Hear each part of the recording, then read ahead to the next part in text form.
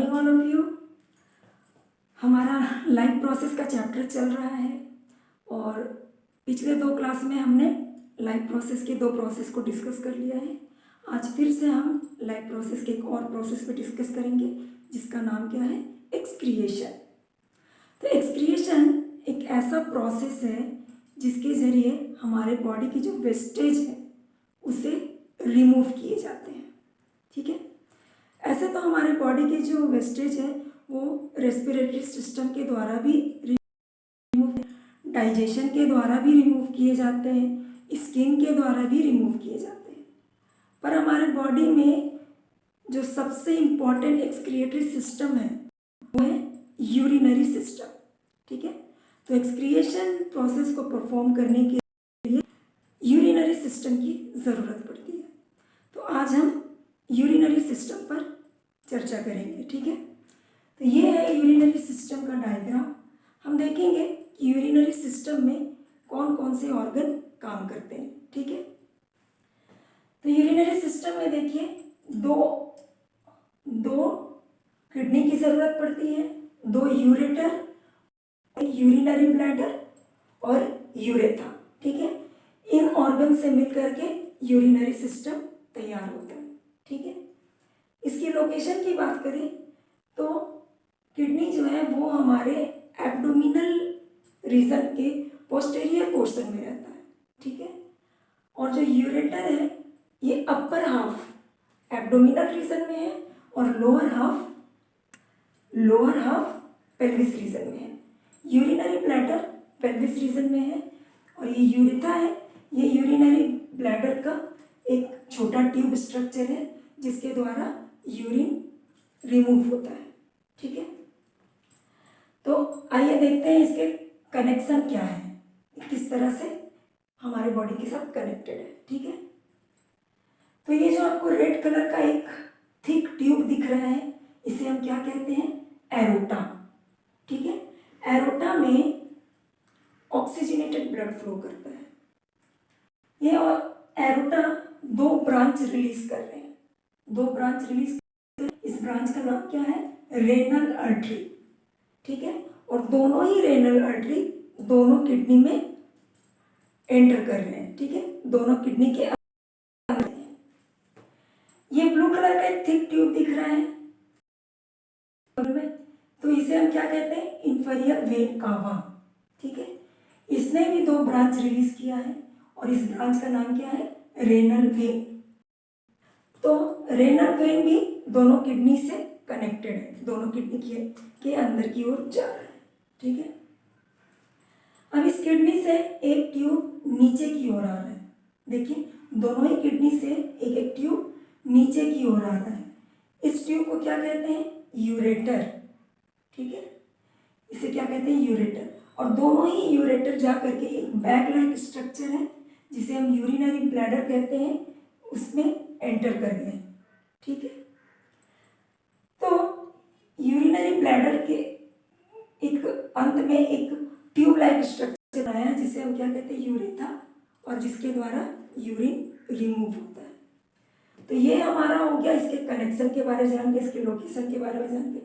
अब हम जानते हैं कि इसके काम क्या है। ठीक है, और एक बात, किडनी के ऊपर जो आपको स्ट्रक्चर दिख रहा है दोनों किडनी के ऊपर, वो क्या है, ग्लैंड है, एड्रिनल ग्लैंड। ठीक है, तो आइए हम इसके काम के बारे में जानते हैं, इसके फंक्शन क्या है। किडनी का काम क्या है, ब्लड, ऑक्सीजनेटेड ब्लड दोनों रेनल आर्टरी के द्वारा किसमें जाता है, किडनी में। किडनी में जाने के बाद ब्लड में जो भी वेस्टेज है उसे फिल्ट्रेट किया जाता है। ठीक है, ब्लड को फिल्ट्रेट किया जाता है और यूरिन के रूप में उसके वेस्टेज को ब्लड से अलग कर दिया जाता है, ब्लड से सेपरेट कर दिया जाता है। और जो प्योर ब्लड है वो वापस रेनल वेन के जरिए इंफीरियर वेन कावा में चला जाता है। ठीक है, जो यूरिन बनता है हमारी किडनी में, अब वो यूरिन यूरेटर के जरिए कहाँ पे, यूरिनरी ब्लैडर में। ठीक है, दोनों ही किडनी से यूरेटर के जरिए कहाँ पर आता है, यूरिनरी ब्लैडर में। यूरिनरी ब्लैडर में जाकर के यूरिन क्या होता है, कलेक्ट हो जाता है, जमा हो जाता है। ठीक है, जब यूरिनरी ब्लडर फिलअप हो जाता है, भर जाता है, तब क्या होता है, ये यूरेथा है, यूरेथा के जरिए ये बाहर रिमूव कर जाता है। तो इस तरह हमारा जो यूरिनरी सिस्टम है वर्क करता है। अब हम आ जाते हैं पास, हम किडनी के जो इंटरनल स्ट्रक्चर है उसे अब देखेंगे। ठीक है, तो देखिए किडनी का स्ट्रक्चर कैसा, किडनी का शेप कैसा है, बीन लाइक है। ठीक है, बीन लाइक, तो बीन लाइक है, जो इसके जो अपर सरफेस है, ये जो सरफेस है इसका कैसा है, लेटरल सरफेस, ये है कॉन्वेक्स सरफेस। ठीक है, और जिसके अंदर का जो सरफेस है, ये मीडियल सरफेस, ये कैसा है, कॉनकेव सरफेस है। ठीक है, तो जो अपर सरफेस है, जो लेटरल सरफेस है, इस सरफेस को हम क्या कहते हैं, रेनल कैप्सूल। ठीक है, इस सरफेस को क्या कहते हैं, रेनल कैप्सूल। और जो कॉनकेव लाइक स्ट्रक्चर बनाया है, इस शेप को हम क्या कहते हैं, हाइलम। इसे क्या कहते हैं, हाइलम। हाइलम किडनी का एक बहुत ही महत्वपूर्ण रीजन है। ठीक है, बहुत ही इंपॉर्टेंट रीजन है। इसी रीजन से रेनल आर्टरी एंटर है, रेनल वेन बाहर जा रहा है, यूरेटर बाहर जा रहा है। इसी रीजन से लिम्फेटिक अंदर जा रहा है, नर्व अंदर जा रहा है। जितने भी ट्यूब किडनी के अंदर आ रहे हैं या किडनी से बाहर जा रहे हैं, वो सारे के सारे कनेक्शंस कहाँ से बनते हैं, इस हाइलम रीजन से। ठीक है, तो अब हम आ जाते हैं किडनी के स्ट्रक्चर, अंदर के स्ट्रक्चर के बारे में। तो देखिए किडनी के दो सरफेस है। ठीक है, दो पार्ट है किडनी के अंदर, दो पार्ट है। तो जो अपर पार्ट है उसे हम क्या कहते हैं, कॉर्टेक्स। इस रीजन को हम क्या कहते हैं, कॉर्टेक्स। जो अपर रीजन है उसे कॉर्टेक्स कहते हैं।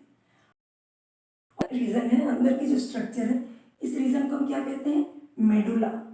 ठीक है, इस रीजन को हम मेडुला कहते हैं।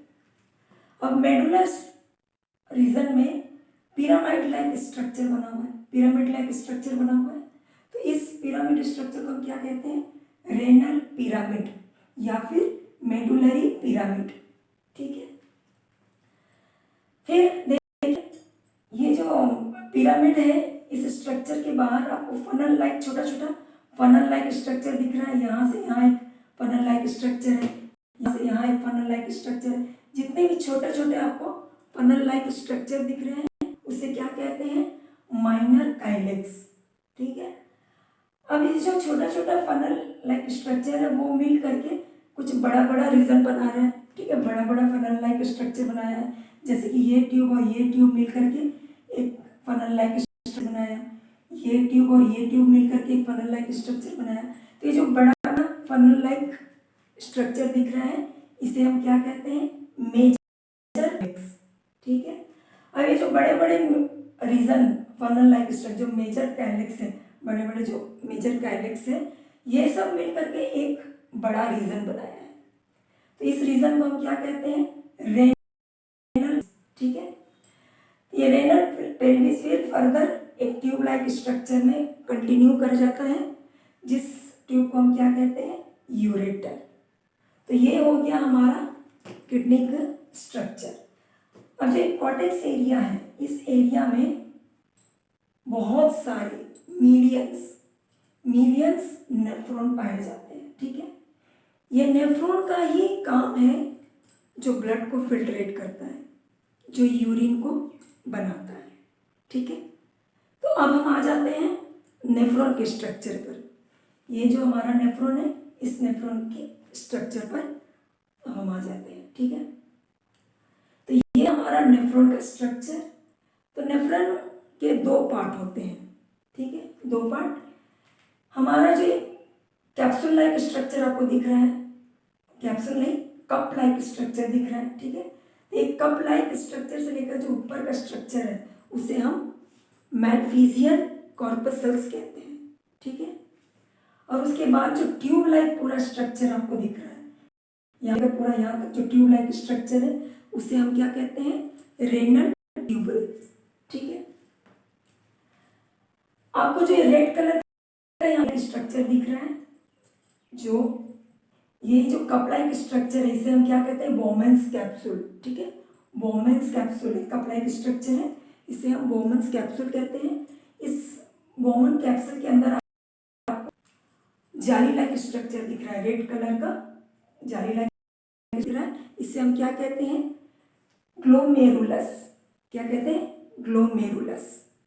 ठीक है, ये ग्लोमेरुलस का देखिए दो कनेक्शन है, दो ट्यूब है, एक है, एक पतला करके ट्यूब दिख रहा है, इसे हम इफेरेंट अर्टेरियल कहते हैं, और एक मोटा करके जो ट्यूब दिख रहा है इसे हम एफेरेंट अर्टेरियल कहते हैं। ठीक है, एफेरेंट अर्टेरियल और इफेरेंट अर्टेरियल। ठीक है, तो एफेरेंट अर्टेरियल से ब्लड बोमन कैप्सूल के पास आता है। ठीक है, बोमन कैप्सूल के अंदर आता है, और इफेरेंट अर्टेरियल से ब्लड इस कैप्सूल से बाहर जाता है। ठीक है, इस कैप्सूल से बाहर जाता है।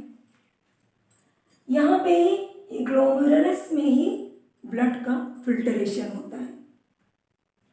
ब्लड जो है वो हमारे फिल्ट्रेट होने के बाद ये कलरलेस लिक्विड बन जाता है। कुछ जो बड़े मॉलिक्यूल्स हैं वो फिल्ट्रेट हो नहीं पाते, जैसे ब्लड के सेल्स, प्रोटीन, फैट, ये सब फिल्ट्रेट नहीं हो पाते हैं। तो जो हमको फिल्ट्रेट मिलता है वो कैसा रहता है, कलरलेस लिक्विड रहता है। ठीक है, अब ये जो फ्लूइड है ये हमारा इस ट्यूबल्स में आ जाते हैं। तो ये जो फिल्ट्रेट हमको मिला, फिल्ट्रेशन होने के बाद जो फिल्ट्रेट हमको मिला, इस फिल्ट्रेट में बहुत सारे इम्पॉर्टेंट जो हमारे बॉडी को ज़रूरी है वो सब मौजूद रहते हैं। 99% इस फिल्ट्रेट में 99% जो लिक्विड रहते हैं, जो केमिकल, जो इलेक्ट्रोलाइट्स, जो वाटर जो रहते हैं वो हमारे बॉडी को ज़रूरी रहते हैं। तो वो सब क्या होता है, इन ट्यूबल्स में रीअब्सॉर्ब हो जाता है, और जो हमारे बॉडी को ज़रूरत नहीं रहते हैं, जो वेस्टेज रहते हैं, जिसे हम यूरिन कहते हैं, वो क्या होता है, इस ट्यूब में, कलेक्टिंग ट्यूब में कलेक्ट हो जाता है। तो हम रेनल ट्यूबल के भी कुछ नाम जान जाते हैं। प्रॉक्सिमल कॉन्वोल्यूटेड ट्यूबल, ये जो कॉइल लाइक स्ट्रक्चर आपको दिख रहा है, बोमन कैप्सूल के बाद कॉइल लाइक स्ट्रक्चर दिख रहा है, ये क्या है, प्रॉक्सिमल कॉन्वोल्यूटेड ट्यूबल, जिसे हम शॉर्ट में पीसीटी भी कहते हैं। ठीक है, इसके बाद हमको यू लाइक स्ट्रक्चर दिख रहा है, यू लाइक ट्यूब। ठीक है, इसे हम क्या कहते हैं, लूप ऑफ हेनली। और फिर आपको कॉइल लाइक स्ट्रक्चर दिख रहा है जिसे हम डीसीटी कहते हैं, distal convoluted tube. Convoluted tubule फिर से एक ट्यूब लाइक स्ट्रक्चर में कनेक्टेड है, जिसे हम क्या कहते हैं, कलेक्टिंग डक्ट। ठीक है, कलेक्टिंग ट्यूब। तो रेनल ट्यूबल पूरा यहाँ से लेकर के यहाँ तक है, प्रॉक्सिमल कॉन्वोल्यूटेड ट्यूबल से लेकर डिस्टल कॉन्वोल्यूटेड ट्यूबल तक जो ट्यूब है पूरा का पूरा क्या है, रेनल ट्यूबल।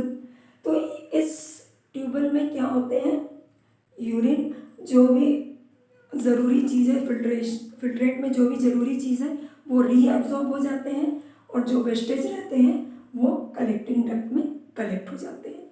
फिर कलेक्टिंग डक्ट से ये हमारे यूरेटर में जाते हैं, और फिर यूरेटर से फिर ये यूरिनरी ब्लैडर होते हुए फिर बाहर चले जाते हैं। ये जो आपको कलेक्टिंग ट्यूब यहाँ पे दिख रहा है ना, ये कलेक्टिंग है, जो पिरामिड लाइक स्ट्रक्चर आपको दिख रहा है किडनी में, यही कलेक्टिंग ट्यूब है, ये सारे के सारे। ठीक है, ये सब नेफ्रॉन यहाँ पर है, नेफ्रॉन का कनेक्शन कहाँ पर है, इन पिरामिड से। ये पिरामिड क्या है, कलेक्टिंग ट्यूबल से, कलेक्टिंग ट्यूब से। ठीक, कलेक्टिंग डक्ट है।